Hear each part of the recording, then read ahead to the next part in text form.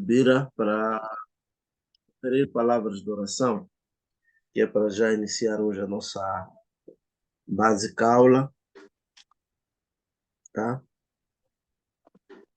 Amém. Amado Deus e eterno Pai, nós estamos, Pai, neste momento reunidos e pedimos ao Senhor, Pai, para que tome a direção deste trabalho, desta aula, tu vê o desejo do teu ungido, Deus, de passar o conhecimento para aqueles que querem, ó Deus, aqueles que se interessam de conhecer melhor através da tua palavra. Nós estamos vistos, Senhor querido, que as pessoas, muitos, ó Pai, perderam o interesse, outros estão desmotivados, não sabemos o porquê, mas mesmo teu ungido como eu, estava ansioso para ter várias pessoas interessadas em te conhecer melhor através da tua palavra e ver, Senhor querido, Pai amado, homens instruídos por ti, pelo teu Espírito Santo, capacitado para poder capacitar outros também. Então, desta forma, entregamos na tua mão para que o Senhor tome a direção de tudo. Nós que estaremos aqui, Senhor, junto com o teu servo, teu ungido, a tratar desta aula ainda ao vivo, que o Senhor possa estar conosco, nos abençoando, em nome de Jesus. Amém. Amém. Muito obrigado, querido. Muito obrigado. Bem, nós vamos para a nossa aula, não é? Vamos para a nossa oitava aula e hoje vamos falar de um assunto bastante interessante. Na verdade, a ideia é mesmo continuar o capítulo 1, que estamos a falar de Gênesis, olhando para os conteúdos ligados ao capítulo 1, a 5 a 11, onde vamos olhar para o dilúvio, a Torre de Babel. Esta era a ideia, mas nós já perdemos um tempinho, então vamos, se calhar, terminar o que pensamos que estávamos a tratar na semana passada, ou a última aula. E o objetivo específico dessa aula é explicar os conteúdos de Gênesis. Sobretudo, vamos olhar para o mundo impiedoso de Lameque e vamos olhar para o contexto e os contornos do dilúvio. Bem, são os dois aspectos que, em princípio, queríamos aqui de forma rápida e sintética tratarmos, e é por aí. Bem, queremos começar a falar sobre o capítulo 6, aliás 4, mas antes de irmos para lá, sobre o capítulo 4, depois entrarmos especificamente do capítulo 6, onde vamos olhar para o dilúvio por aí, vamos falar um pouquinho sobre o conteúdo constante. Na verdade, antes de entrarmos nesses capítulos, vamos olhar para o mundo de Lameque. Quando entramos no capítulo 6, nós começamos a entrar para o final da primeira divisão principal, introdução da segunda. Nós estamos a falar do capítulo 6 a 11, ou 5 a 11, onde fecha a primeira divisão principal de Gênesis, para começarmos a olhar para a criação ou a constituição dos hebreus. Então, vamos olhar um pouquinho sobre o mundo de Lameque e o período pré-diluviano. Quando falamos de período pré-diluviano, estamos a falar do período antes do dilúvio. O que aconteceu antes do dilúvio? Ou seja, o que aconteceu depois da queda e antes do dilúvio? Esta é a matéria de estudo. Vamos olhar então para o impiedoso mundo de Lameque. Já vimos na aula passada que falamos um pouquinho sobre Lameque. Então vamos lá tentar perceber. Nos capítulos 4 e 6 do livro de Gênesis, lemos sobre o impiedoso mundo em que Lameque viveu. Era um mundo pré-diluviano. O mundo pré-diluviano. Bem, este período concentra o período da civilização que estava totalmente contaminada pelo pecado, resultado do dilúvio como juízo de Deus para aquela geração. A Bíblia nos fala de dois Lameques diferentes, dois. Um era descendente de Sete, e vimos que Sete é a outra semente. É assim como se traduz o termo, outra semente, ou seja, aquele que substituiu Abel. E enquanto outro descendente de outro Lameque é descendente de Caim. O Lameque que iremos aqui nos aprofundar um pouquinho mais neste estudo bíblico é o Lameque descendente de Caim, não necessariamente o Lameque descendente de Sete. Então, quem foi Lameque na Bíblia? De Caim. Bem, a descendência de Caim conseguiu mostrar todo o potencial dos efeitos do pecado sobre a raça humana. Condutas reprováveis, falta de caráter e uma grande variedade de crimes eram algumas das características daquele povo. Um povo altamente impiedoso, um povo altamente pecador, um povo que conseguiu superar a expectativa até de Deus. Vamos perceber isso. Podemos perceber também que não demorou para que a descendência de Sete ficasse na mesma situação dos descendentes de Caim perante Deus. A exceção foi apenas de um homem e sua família, chamado Noé.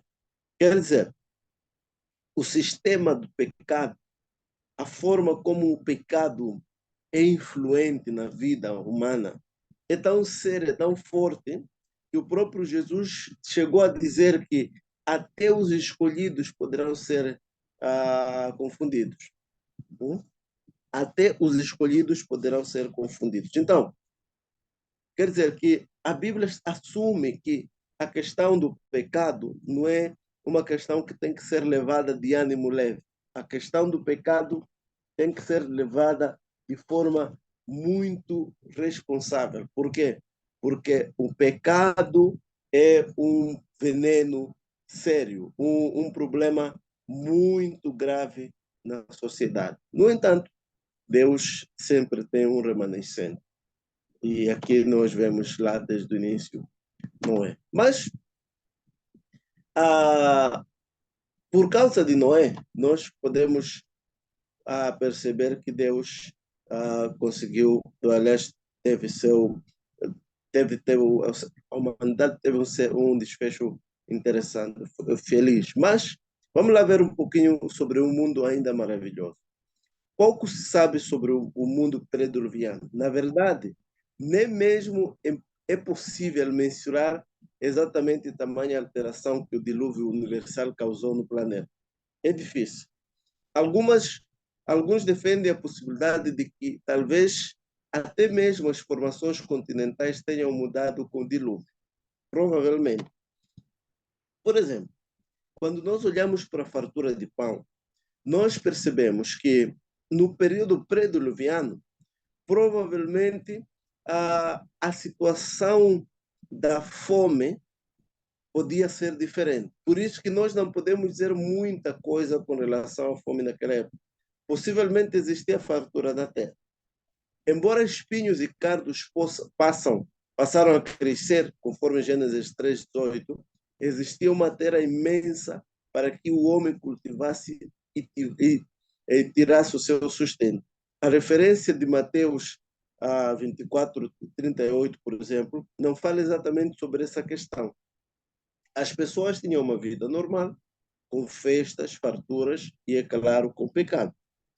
O que é verdade é que, conhecendo a contextualização social nesta época, provavelmente o problema de fome não fosse acentuado, até porque não tinha um índice populacional gigante quanto esse. Porque o mundo, como o mundo, a magnitude, a grandeza, a dimensão do mundo não mudou.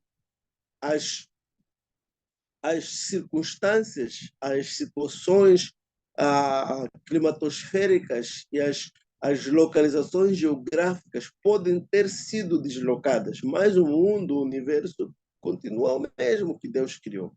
No entanto, provavelmente que pelo fluxo das pessoas, nesta altura não se conhecia fome, embora existissem pessoas, embora nessa altura também a pena sobre a terra em relação ao pecado de Adão e Eva já estivesse iminente. No entanto, é possível que não tivesse fome nesta altura.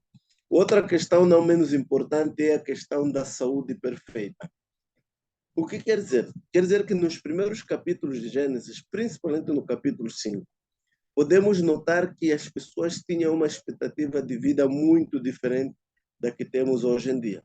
Vemos com muita facilidade ou muita raridade hoje alguém chegar aos 100 anos de idade. Mas naquela civilização as pessoas chegavam tranquilamente aos 900 anos.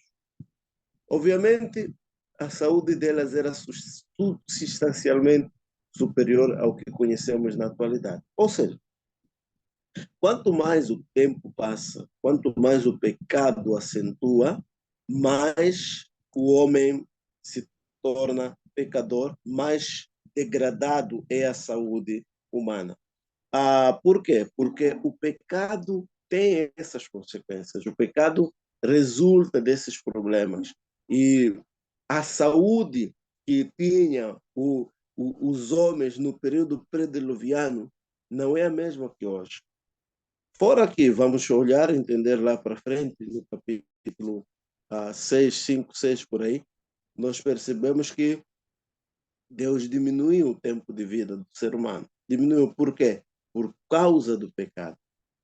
Hoje, alguém chegar aos 100 anos, ele chega com canseira. No Brasil, provavelmente até chegar a 60 anos, 50 anos, você consegue encontrar algumas pessoas com essa idade com uma saúde abastada. Mas na África, por exemplo, você com facilidade encontra pessoas com 40 anos, 50 anos, completamente velhas, já idosas. Por quê? Por causa do cuidado da saúde. No entanto, a verdade é que no período pré-diluviano a saúde podia ser mais perfeita do que temos hoje. E outra questão interessante é em relação à beleza, a beleza perfeita. Ou seja, não sabemos muita coisa sobre a questão da beleza pré-diluviana. Provavelmente, as pessoas mais bonitas que existiram na história da raça humana pertenceram a esse período, já que possivelmente Adão e Eva foram nossos melhores representantes nesse quesito. Hoje é tanto químico, hoje é tanta degradação, é tanta doença, é tanta imperfeição que a própria beleza, quer dizer, uma criança com os seus 12 anos, você olha para o corpo, já está completamente deformado. É muita vacina, é muita medicação, é muita não sei quanto. E o próprio organismo fica faltoso e a beleza está aí. Aliás, se sabe muito bem que alguns países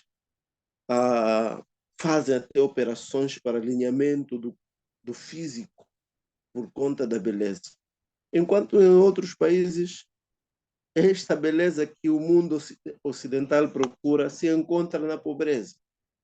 Bem, é um paradoxo interessante, muito interessante. A verdade é que o que podemos ter a certeza é que o pecado tem prejudicado bastante a saúde e a beleza do ser humano. Então, é possível que, por conta de, neste período, o pecado não estar tão assente como está hoje, o ser humano tivesse uma beleza inequívoca naquele momento. Por exemplo, o que sabemos é que em Gênesis 6:2, a Bíblia diz que as filhas dos homens eram formosas. As filhas dos homens eram formosas. Isto encontra-se no capítulo 6. Podemos estudar isso mais lá para frente.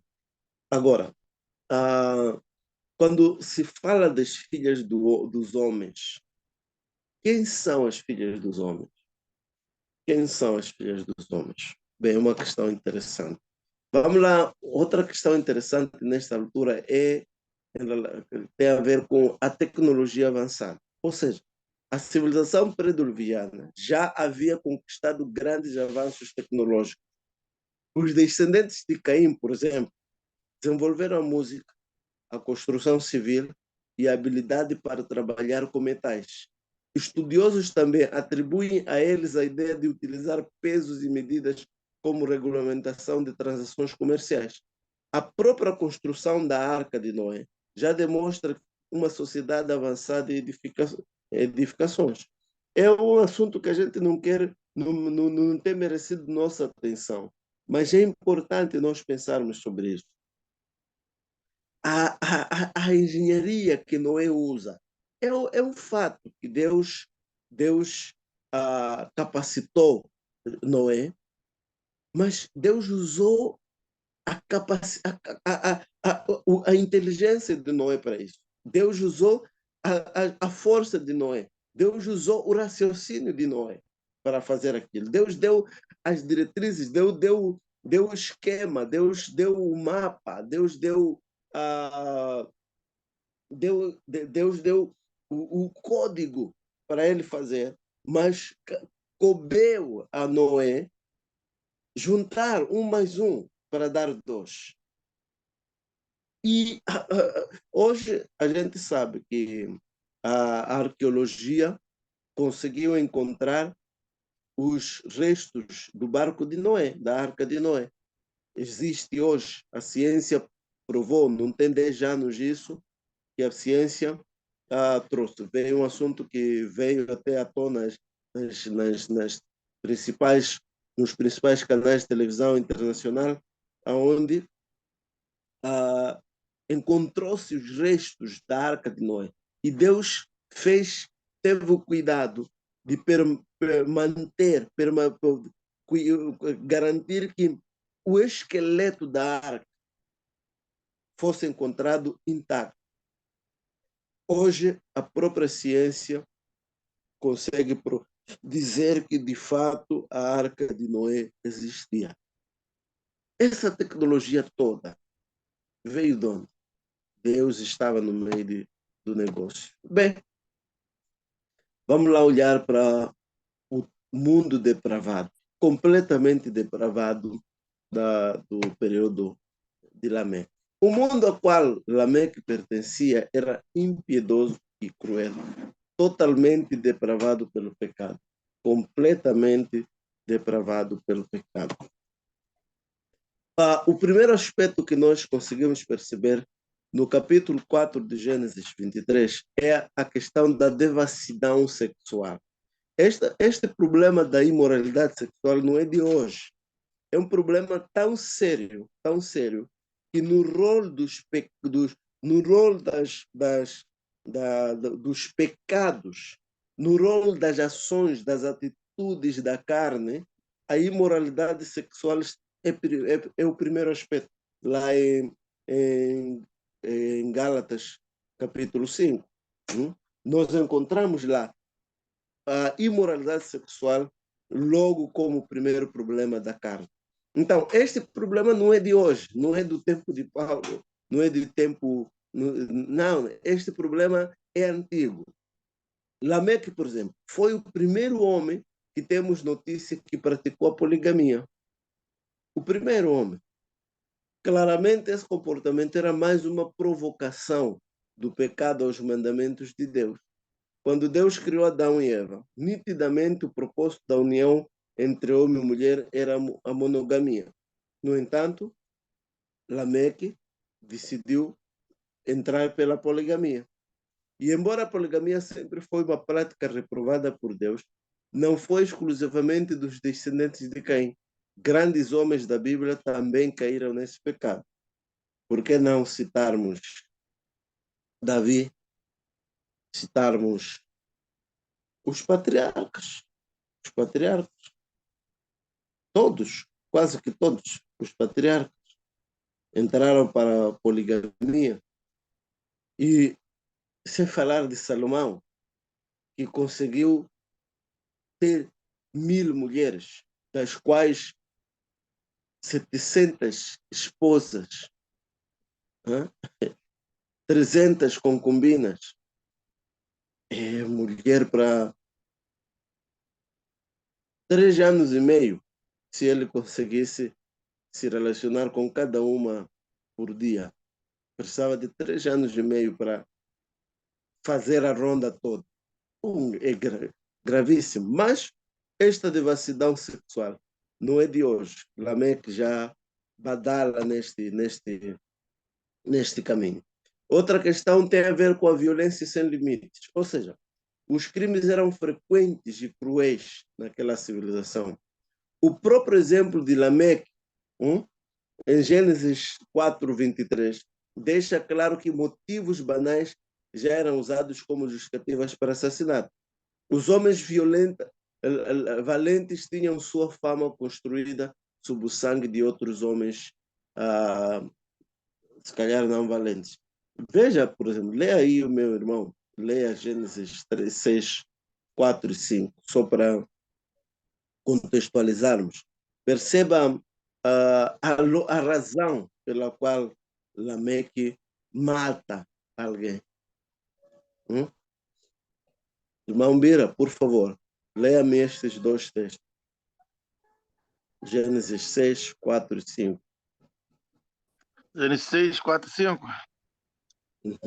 Havia naqueles dias gigante na terra, e também depois, quando os filhos de Deus entraram as filhas dos homens, e delas geraram filhos. Estes eram os valentes que houve na antiguidade, os homens de fama. E viu o Senhor que a maldade dos homens se multiplicara sobre a terra e que toda a imaginação dos pensamentos de seu coração era só má continuadamente. Deus está olhando. Nesta altura nós encontramos gigantes existindo e o pecado só vai acelerar cada vez mais. E nós vamos perceber o quê? Que, aliás, lê lá Gênesis 4, 23, só para fecharmos. Gênesis 4, 23.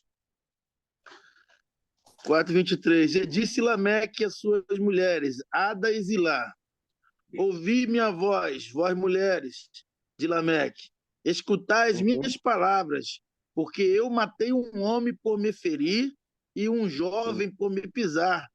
Porque 7 vezes Caim será castigado, mas Lameque 70 vezes 7.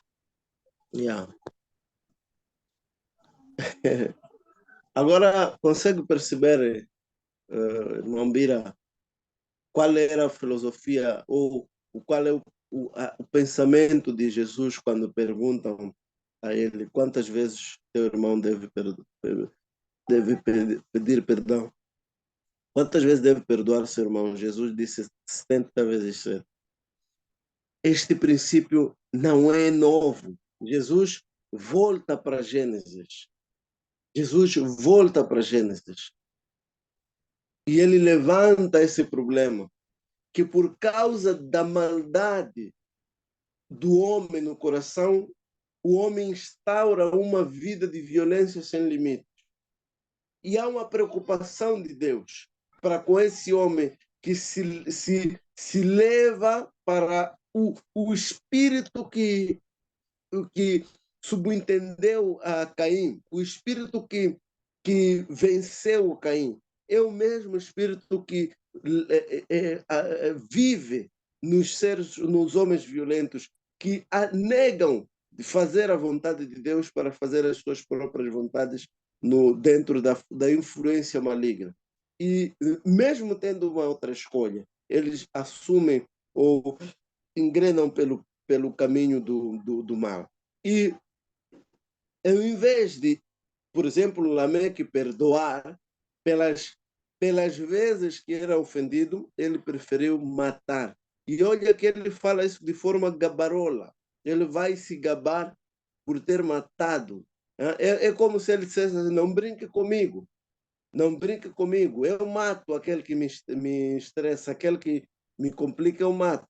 Um jovem simplesmente pisou Lameque, pisou Lameque, Lameque matou. Matou.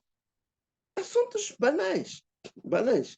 E quantas vezes na nossa sociedade nós ouvimos pessoas matando outras pessoas simplesmente porque não lhe deu água de beber, porque não lhe saudou, porque coisas sem fundamento. E Deus está olhando para isso. E outro problema é este, a resistência à graça divina. A história da humanidade, na história da humanidade podemos ver claramente como o homem, em seu estado depravado, só é capaz de resistir à graça de Deus. Deus sempre colocou opções de escolhas para o homem, porque o homem é moralmente responsável. Porém, o homem sempre escolheu o mal. O próprio Jesus observa essa condição em João 3, 19. Por favor, vamos recorrer a este texto. João 3, 19. O homem simplesmente escolhe fazer o mal. O homem escolhe pecar. O homem escolhe resistir o favor de Deus, ainda que seja merecido. O homem não reconhece o privilégio de ter a graça e o favor de Deus, mas ele escolhe resisti-lo. João 3,19, o que é que diz? João 3,19. E a condenação é esta, que a luz veio ao mundo e os homens amaram mais as trevas do que a luz, porque as suas obras eram más. Yeah. Os homens amaram mais as trevas do que a luz. Essa é a realidade do ser humano, infelizmente. É assim como o ser humano prefere viver, deixar de resistir à graça de Deus em relação à aceitação. Enfim, ele afirma que o homem ama as trevas mais do que a luz. A inclinação da carne é inimizade contra Deus, diz Romanos 8, 7.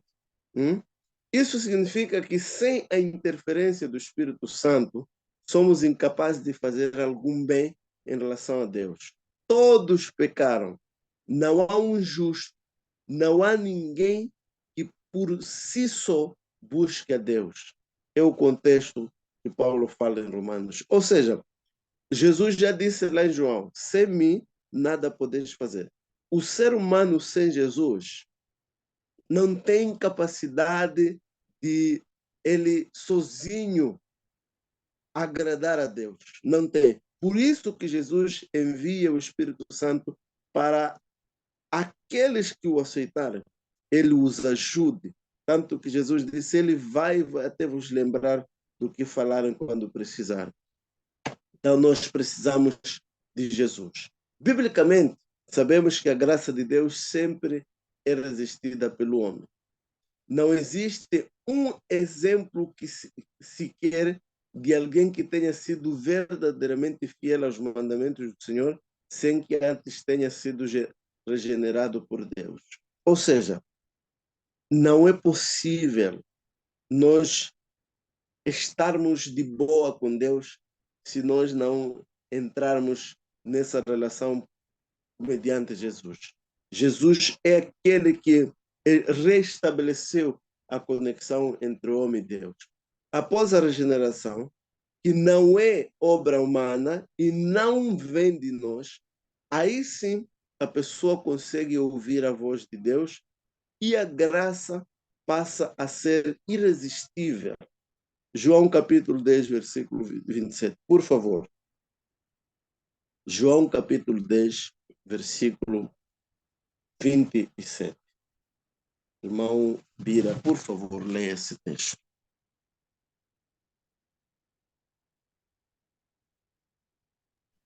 João 10, versículo 27. João 10, versículo 20. E muitos deles diziam, tem demônios, está fora de si, porque ouvis? 10, 27, 10, querido. 20, 27. Sim. As minhas ovelhas ouvem a minha voz, e eu conheço-as, e elas me seguem. Isso. Jesus diz que as ovelhas dele ouvem sua voz e essas ovelhas o seguem, o seguem. Então, quer dizer que nós precisamos ter uma relação com Deus, uma relação com Deus para que nós consigamos ter um estilo de vida equilibrado diante dele. Então, é, é por aí. Agora, a depravação da sociedade pré-diluviana era tão grande que em Gênesis 6 lemos que Deus se arrependeu de ter criado o homem. A questão que não quer calar é possível que Deus se arrependa sendo ele onisciente? Irmão Bira?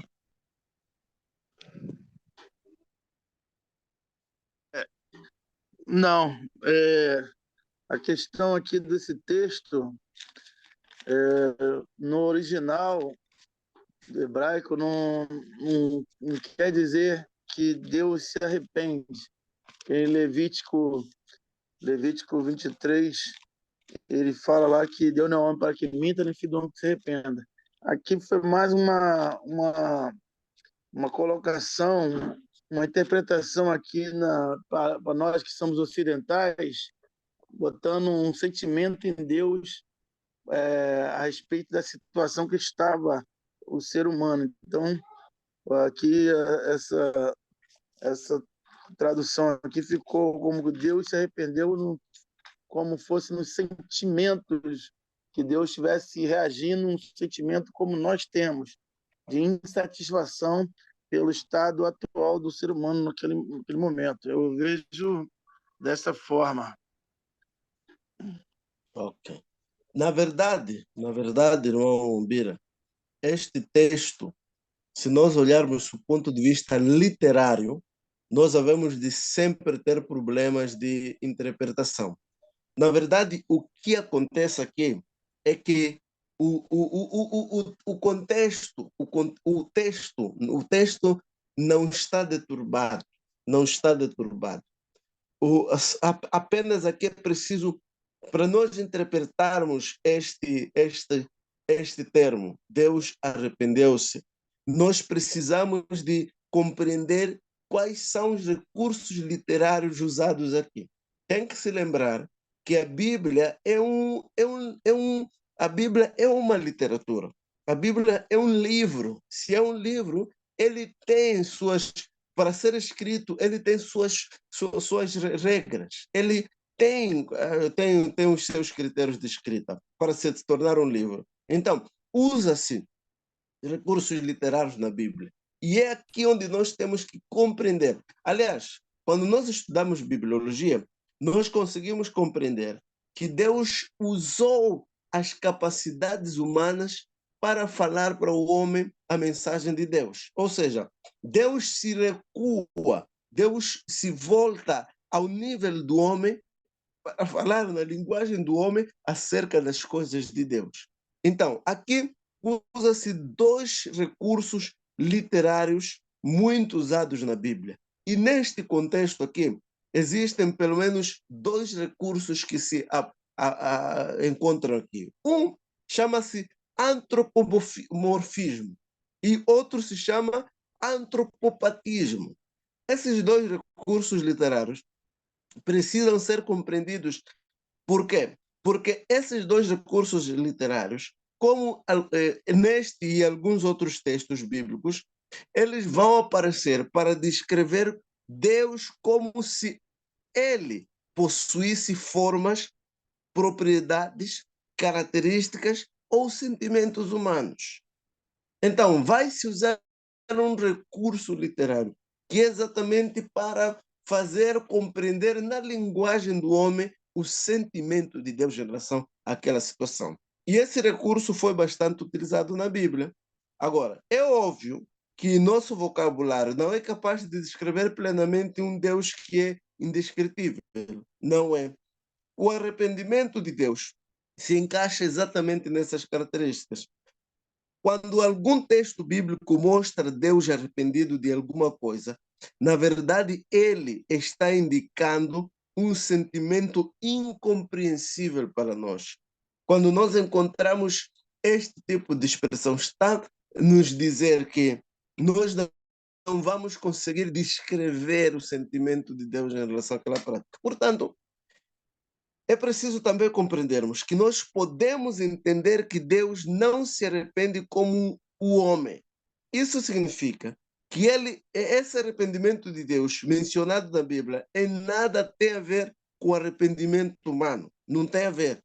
O homem se arrepende pela falta de conhecimento sobre o futuro. Quando o homem se arrepende, ele simplesmente expressa seu desejo de jamais ter feito certa coisa. É como se ele dissesse assim: se eu pudesse voltar atrás, com certeza faria diferente. Agora, para Deus, não pode se arrepender pela ignorância sobre o futuro. Deus é onisciente, Deus é onipresente. Deus conhece exaustivamente todas as coisas e seus propósitos são eternos. Então, fica fácil perceber a grande diferença que há entre o arrependimento de Deus e o arrependimento humano. Fica claro assim. Se pudesse, certamente uma pessoa arrependida mudaria o que foi feito, mas Deus jamais mudaria o que ele próprio fez, mesmo que isso lhe represente algum descontentamento.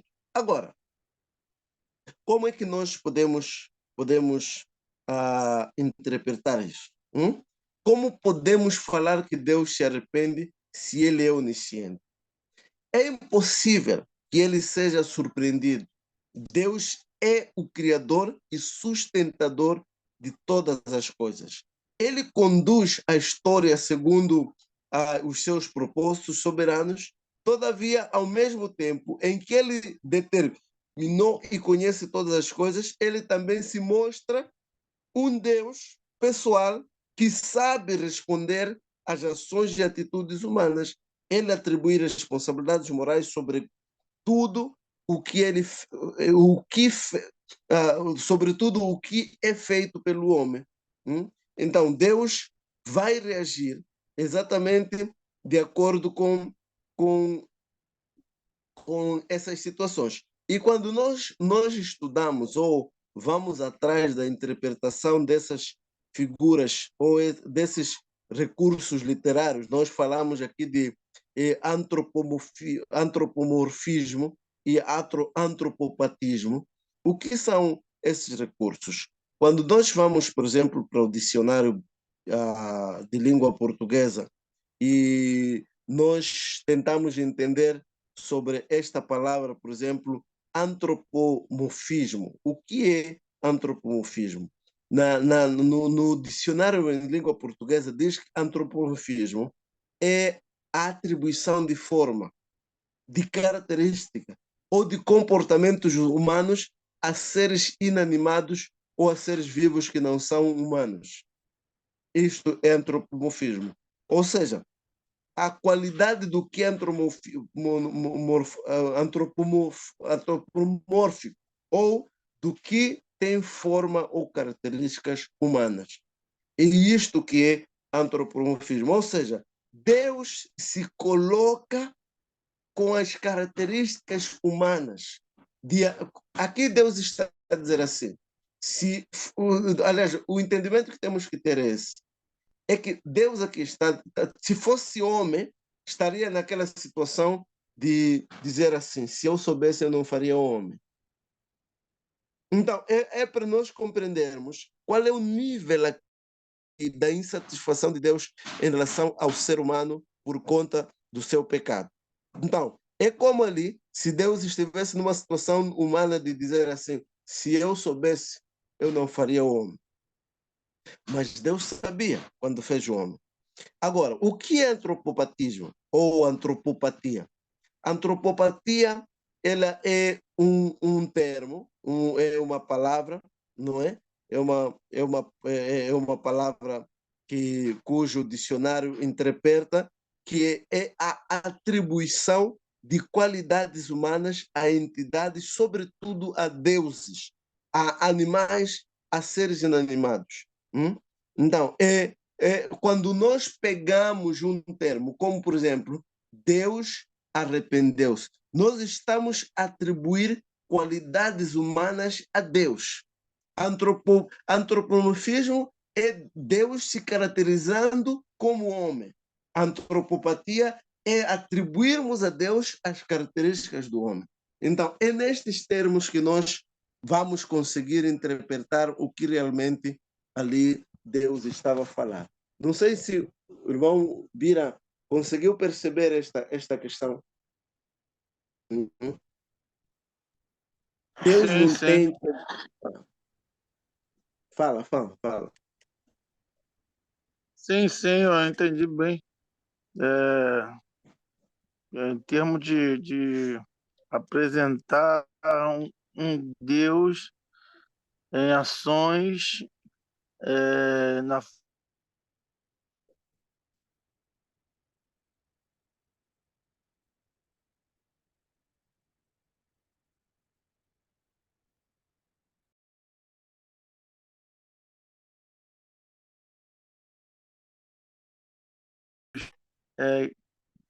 que Deus fosse homem, teria a respeito da situação que estava ocorrendo. É isso.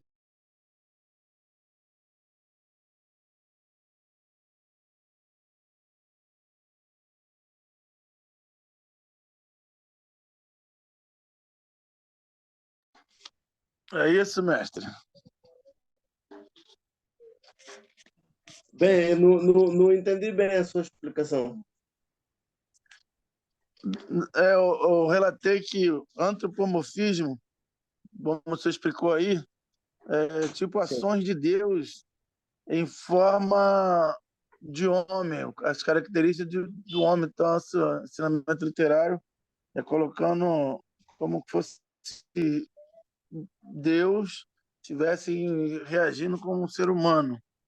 E a antropopatia é as reações de Deus na forma de homem a respeito dos sentimentos, das reações que o homem poderia Antropopatia, diante da antropopatia é situação. quando, escuta, antropopatia é quando nós atribuímos as nossas características a Deus. Isto é antropopatia. Nós atribuímos as nossas características a Deus. A antropomorfismo é Deus usando das características humanas para se interpretar. A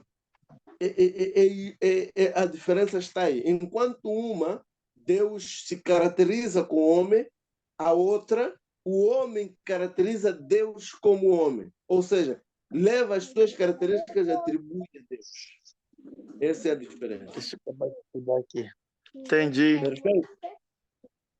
Perfeito. Muito bem. Então, este é o problema. Ok, muito bem. Vamos, só para terminar, vamos falar um pouquinho sobre um mundo condenado à destruição. Deus levantou Noé para pregar a justiça e o juízo sobre aquela sociedade corrompida. O apóstolo Pedro descreve Noé chamando-o de pregoeiro da justiça. Ou seja, nós, quando estudamos a pregação de Noé, percebemos que a Bíblia testifica de Noé como um homem íntegro. Ele foi usado por Deus em tempos difíceis. O escritor de Hebreus coloca-o na galeria dos heróis da fé. O apóstolo Paulo, em 2 oportunidades, reafirma o testemunho de Noé. É possível que Noé tenha pregado por mais de 100 anos, se considerarmos Gênesis 6:3. É possível. No entanto, nós vemos uma geração corrompida. Mesmo com Noé pregando exaustivamente a verdade por quase 120 anos, o homem, podendo ver de forma palpável a construção da arca, ninguém, exceto a família de Noé, foi salvo do dilúvio. Aquela sociedade piorava em seu estado depravado e corrompido a cada dia, mas o juízo de Deus estava próximo. Quando Deus trancou a porta da arca por fora, a justiça divina estava sendo manifestada em resposta à injustiça humana. E Paulo de Tarso fala sobre isso em Romanos 3:5, dizendo que a nossa injustiça é a causa da justiça de Deus. Ou seja,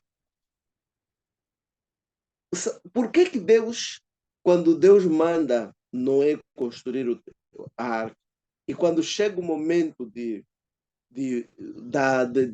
do plano do dilúvio ser iminente, Deus não manda a forma de trancar fosse nem por dentro, nem por fora. O próprio Deus é que trancou a porta de Noé, da arca de Noé, por fora. Por quê?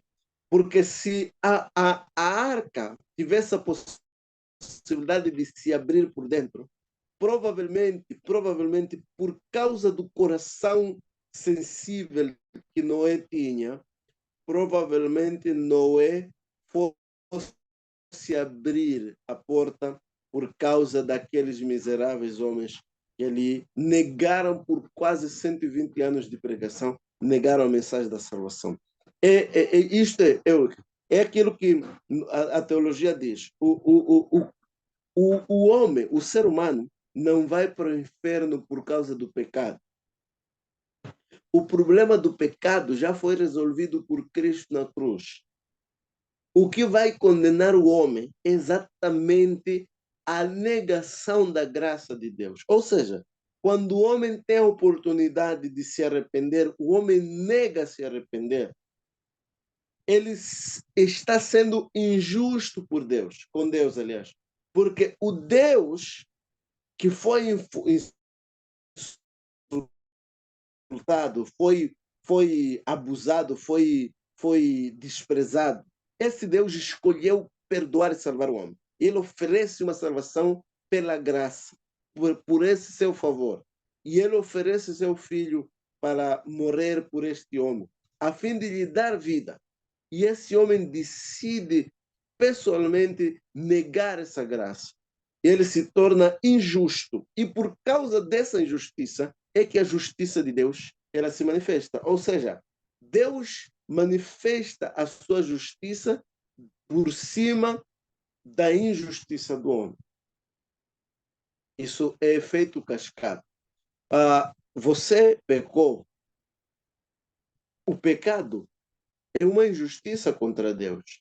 E Deus penaliza o pecado, porque ele é justo para não passar a mão ou não dar uma mão palmatória do pecado. Então Deus, ele é justo. Concluindo, nessa nossa geração, com certeza não é nada diferente da geração de Lameque e dos dias de Noé.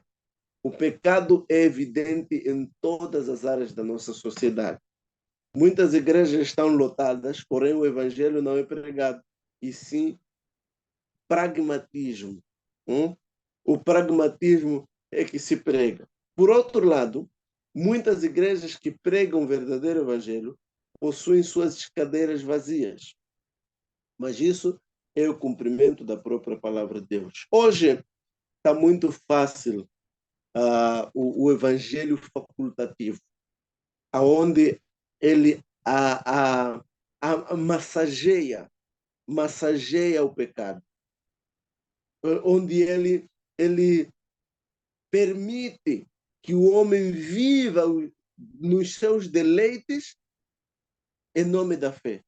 Ou seja, quando nós lemos o Coríntios, percebemos que os falsos ensinadores chegavam até a ensinar que era possível você ser mundano, era possível você viver no pecado, cometer todas as práticas mundanas e mesmo assim ir para o céu.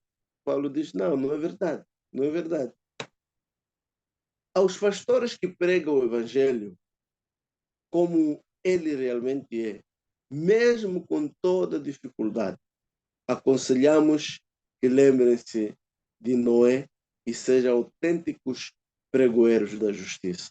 Ainda que apenas 8 pessoas se salvem em mais de 100 anos de pregação, vale a pena permanecer na verdade. Dito isso, queridos, nós paramos por aqui a nossa aula e nós vamos continuar na próxima aula. Vamos dar sequência a este estudo. Então, querido, Deus te abençoe e muito obrigado. É sempre um privilégio servi-lo. Por favor, disponha, temos os nossos contatos aí. Que o Senhor nos dê graça no nome de Jesus. Alguma questão, irmã Mundira? Não, eu que sou grato, senhor. Segunda vez, o senhor me dá esse privilégio de com toda a modéstia e educação, dar aula para mim, ainda que os outros não entraram. Eu sou grato a Deus pela sua vida e pelo seu ministério. É só uma questão que está muito falado acerca de que Deus, a partir do dilúvio, Deus diminuiu a idade do homem para 120 anos.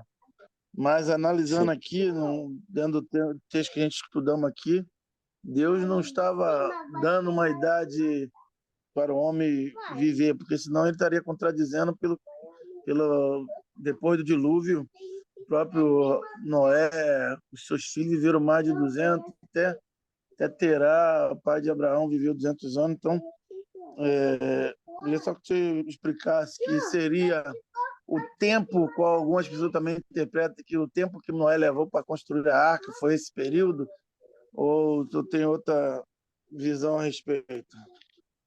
Em relação aos 120 anos de construção?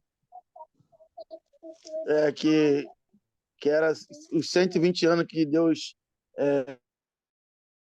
relata que o meu espírito não mais ficará com o homem, que a maldade do homem é grande e a idade do homem será 120 anos. Ele estava relatando que a respeito do tempo que Noé levou para fazer a arca, porque o homem até Abraão viveram mais de 120 anos. Então, eu queria que desse uma explicação só nesse... Já percebi. Na verdade, os 120 anos que Deus fala aqui seria o quê? Seria estaremos diante de um prumo. Este é a média. Há de perceber que todo ser humano, quando atinge este tempo de vida, ele, bem, até com os 80, 90 anos, ele já perde o prazer de viver, não é verdade? Ele já até pede para morrer. Até diz que, por que Deus não quer me levar? Porque ele está consciente que o tempo de vida dele, Jesus diz assim que atinge a fase da canseira. Já não tem prazer de viver esse período aí, porque é tudo cansaço. Mas nós vemos, perdão, nós vemos que, de fato, tiveram homens como o próprio Noé, que viveu um pouquinho mais, de 120 anos. E viveu em que circunstâncias? Dentro da graça de Deus. Então, este período aqui quando pegas as estatísticas, os estudos que a Unicef, por exemplo, faz sobre o tempo de vida, nós vamos perceber que isso varia de país em país. Na África, por exemplo, considera-se um tempo médio de vida 45, 65 anos. Quando o ser humano, o africano atinge essa idade, o ser humano já está cansado, o homem já está cansado. Quer dizer, para chegar aos 120 anos, é com muito esforço. São casos excepcionais que a gente tem. É nesta base, não que não se ultrapasse, só que a chegar por essa idade, o homem não tem muito que oferecer, ou seja, ele mesmo não tem prazer de chegar a isso. Não porque ele não queria viver mais, mas ele simplesmente não tem prazer. Não tem prazer. Não sei se eu fiz lhe entender. Bom, o fato aqui é só que diz assim, ó, então disse o Senhor, não contenderá meu espírito para sempre com o homem, Sim, porque ele também é carne, porém os seus dias serão 120 anos. sim, 6:3 de sim, Gênesis. Aí uns têm uma interpretação de que os 120 anos que Deus está falando aqui era o tempo que Noé levou pregando e fazendo a arca, pois em vista muitos homens viveram mais de 120 anos que, que levaram. Claro que lá no Salmo 90 ele fala que a idade do homem é 70 anos, que passar disso é fadiga e canseira. Mas sim. nesse, nesse, nesse versículo que Deus fala que os seus dias serão de 120 anos, tem umas pessoas que falam que é porque Noé levou para construir esses 120 anos, outros, outros dizem que a idade do homem seria essa, para frente, e é, aí fica essas duas interpretações que eu queria tirar dúvidas sobre essa. Ok. Nós somos apologistas ao que o salmista está a dizer. Há uma fase que, por conta deste decreto de Deus, que não era este princípio, não era quando nós começamos a falar aos 120 anos. E realmente o que acontece é esta fadiga canseira. Nós somos apologistas a essa teoria. Essa de os 120 anos seja o mesmo período que Noé construiu a arca, esta apologia eu não defendo. Eu não tenho essa fé. Eu estou com o mesmo pensamento que o salmista aborda no texto que o amado aqui citou. Período de câncer. O tempo de vida na Terra foi neste contexto que Deus aqui estabeleceu. Por causa do pecado. E olha aqui, todo o ser humano, não importa que se seja crente ou não, o ser humano que se conserva, ele chega aos 100 anos bem. Se vais ouvir aí os relatos de pessoas acima de 20, de 100 anos, vais perguntar mulheres e homens com 90 anos a correrem, a viverem tranquilamente, e vais perguntar, has de perceber sempre, vão te dizer, a receita que vão te dar é conservação. Não se envolveram nas drogas, não se envolveram na prostituição, mas não são crentes. São seres humanos que não conhecem Jesus. Mas eles tiveram uma vida regrada e tiveram graça de chegar aos 90, 100 anos com um físico que um jovem que está com 40 anos não tem. E o irmão, o Bira sabe muito bem que o pecado degrada o ser humano. O pecado fustiga o físico do ser humano. Quanto mais nós nos envolvemos no pecado, mais frágeis nós tornamos no corpo. E não é possível você passar dos 120 anos com esta prática pecaminosa. Já percebeu, por exemplo, que quem mais morre nessa geração são os jovens que adultos.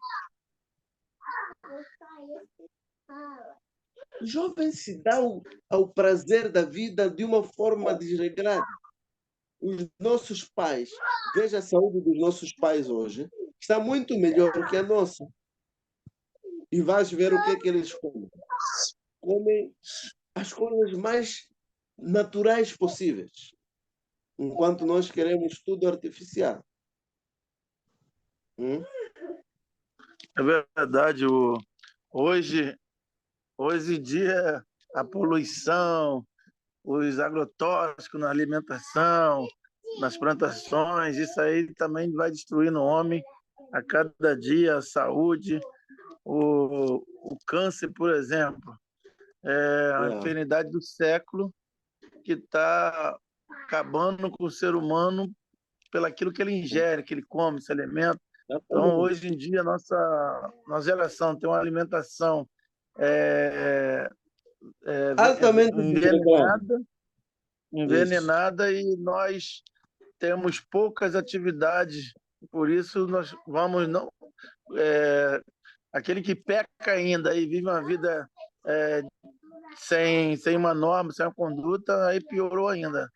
Tem gente aqui na minha área também que com 40 anos está bem mais velho do que eu e todo acabado. Tem pessoas que com 30 anos, por causa da bebida, cada cachaça e droga, estão envelhecidos acima daquilo. Então, é verdade, por esse Não é pensamento aí está possível. correto. Yeah. Não é possível chegarmos longe. Não é possível. Não, não consegues andar a pé. Hoje não consegue-se andar a pé, porque estamos habituados a viaturas. Nós não podemos, não podemos. Uma vez eu estava a fazer uma viagem da minha cidade para a capital aqui do estado, e no meio do caminho alguém liga para o motorista, que era um senhor, por acaso, bem posicionado, e ele estava a pedir dinheiro de transporte para deslocar-se, uma coisa de, se calhar, 10 quilômetros, 5 quilômetros, se calhar, o máximo. E ele estava a pedir dinheiro. E ele disse, não, tu podes ir a pé a essa distância, não há problema, podes ir a pé. E eles conversaram, como conversaram, terminaram a conversa. Ele começa a comentar no carro. E ele sabe, esta juventude, esta geração está mal. Porque este percurso que ele está a fazer, nós fazíamos, naquela altura, fazíamos isto sem precedente. Nós acordávamos muito cedo para percorrermos isto e era normal para nós. Eles não. Tantas lojas, quer dizer, hoje tu caminhas sem cansaço, porque tu, enquanto caminhas, vais apreciando uma e outra coisa. Daqui a pouco já estás lá. Naquela altura, tu caminhavas como se estivesse a fazer uma viagem. De uma zona para outra, era uma viagem. Hoje, isso você faz em 2 tempos. As pessoas estão tão preguiçosas que fazer 1.000 metros ou 1 quilômetro precisa de táxi-mota, precisa de táxi caro, precisa não sei quanto. Tudo é facilidade. E, consequência, nós estamos a denegrir ou de prejudicar cada vez mais a nossa saúde. Mas, enfim, muito bem. Penso que, não sei se teria mais alguma questão, ainda bem que nos alinhamos. Amém. Ok, eu vou fazer assim, vou abrir uma exceção. Na verdade, preciso fechar a primeira parte do coisa, a primeira parte deste Gênesis. Na próxima aula, nós vamos fazer uma live, viu? Vamos fazer uma live e vamos fechar a nossa última aula no domingo com uma live. Daí a gente vê como é que faz, tá bom? Perceba que eu preferi não correr. Como estás a ver, esta parte de Gênesis é muito sensível, tem assuntos muito pequenos, mas grandes também, mais grandes. Então, eu preferi não correr e trazer esta abordagem. Então, na próxima aula vamos falar sobre o capítulo 6, que começa aqui a expor algumas ações que são interessantes de nós estudarmos sobre o dilúvio. Então, Deus abençoe, meu querido. No próximo fim de semana nós nos vemos, tá bom? Tá bom, eu tenho que agradecer a Deus pela tua vida. Deus continue te abençoando a tua família, teu lar, teu ministério, dando saúde, força e vigor que nós precisamos. Porque as nossas alimentações muitas vezes não é compatível com a nossa necessidade de nutriente e vitaminas que precisamos, mas o Senhor é aquele que nos sustenta e nos fortalece. Amém. Vamos orar então. Pai, em nome de Jesus, nós queremos te dar graças pelo dom da vida, Sim, Deus. pelo privilégio, oportunidade que É, nos Deus. tens concedido, nos juntarmos a esta plataforma para, mais uma vez, Ah, aprendermos de Senhor. ti, Senhor, manso e humilde coração. Obrigado pela vida do meu Senhor, Deus. irmão. Obrigado, Senhor, por esta disposição dele em aprender. Tu sabes que isso nos cativa, isso nos move a estarmos aqui, a assumirmos este compromisso, Senhor. Em nome de Jesus, queremos pedir pela vida da sua família, por esta renúncia que ele tem feito para aprender um pouquinho mais de ti. E a nós, Senhor, que nos tens dado o privilégio de servi-lo, continue nos sustentando e suprindo as nossas necessidades, Senhor. Dê-nos força para caminharmos e continuarmos a caminhar neste percurso abençoado da tua Sim, palavra. Deus. Conceda-nos a oportunidade de estarmos em ti até que tu voltes, Pai. Em nome de Jesus, nós oramos agradecidos por Concordo. tudo e nos proteja, Senhor, de tanta poluição pecaminosa que tem tentado nos tirar da tua presença. Queremos permanecer firmes no Senhor. Sustenta-nos, ó Deus, se conosco, em nome de Jesus. Amém. Amém. Glória a Deus. Obrigado, pastor. Bênçãos, querido. Até breve. Um Amém. excelente culto para ti, hein? Junto à tua família. Obrigado. Estamos em oração pela tua vida. Amém. Muito obrigado, querido. Coração.